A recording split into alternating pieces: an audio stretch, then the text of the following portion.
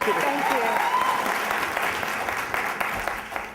Go to sleep, and I promise when you wake up, there'll be a big surprise. That's what my dad said to me the night before my first ever vacation. It was the early 60s, so of course it was a road trip.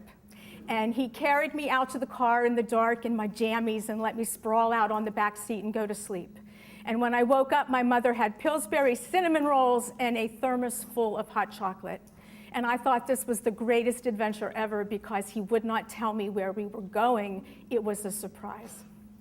I lived on the western side of the state, so I had never seen the ocean. And it turns out that what my father wanted to do was to show me what waves were by taking me to swim in Lake Erie. And I came home, oh, this was the 60s, it's okay. So I came home with a little cedar treasure box, but honestly, the real gift is that I had that moment with my father, okay?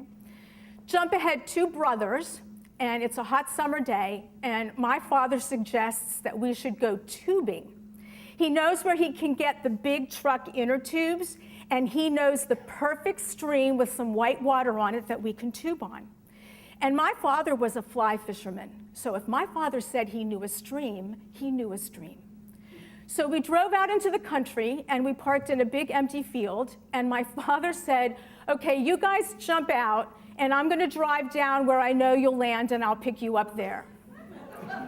And I swear to God, he did not get out of the car, okay? What parent in their right mind sends 3 little kids to jump in a stream unsupervised, all right? We don't know what we're doing. We've never tubed. We're standing in the field, speechless, but he's gone. The car's gone, okay? So we walk up to the edge of the stream with these huge inner tubes, and we look down over. There's no white water. There's barely any water at all. There's a trickle. There's no way we're tubing, and there's no way we can contact him. So we have no choice at this point but to pick up those big, heavy inner tubes and start walking. Walking the stream till it lands where he is with the car, okay?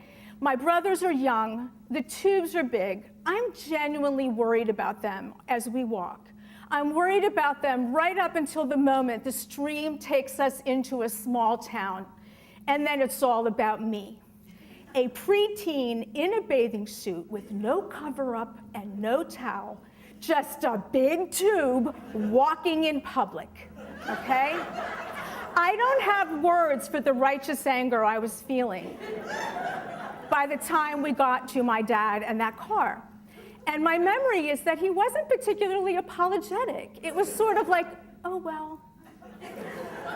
So it turns out that promises fulfilled and promises broken can come from the same person. My father is a bigger-than-life character. He can be enormously generous, I mean in profound ways, but he can also be so infuriatingly self-centered that I have been butting heads with him my entire life, okay? My mom, who's always been such a sweetie, has gotten sort of fragile in her old age and a little stubborn. And I'm finding I don't have the faintest idea how to spend quality time with them right now, which means I'm breaking the promise that we all make to our parents that says we will not abandon you in your old age. Now, I hope you can see the humor in this, but my job right now is to work in an assisted living facility for seniors. I do activities. It's my job to take care of old people. And it turns out I'm pretty good at it.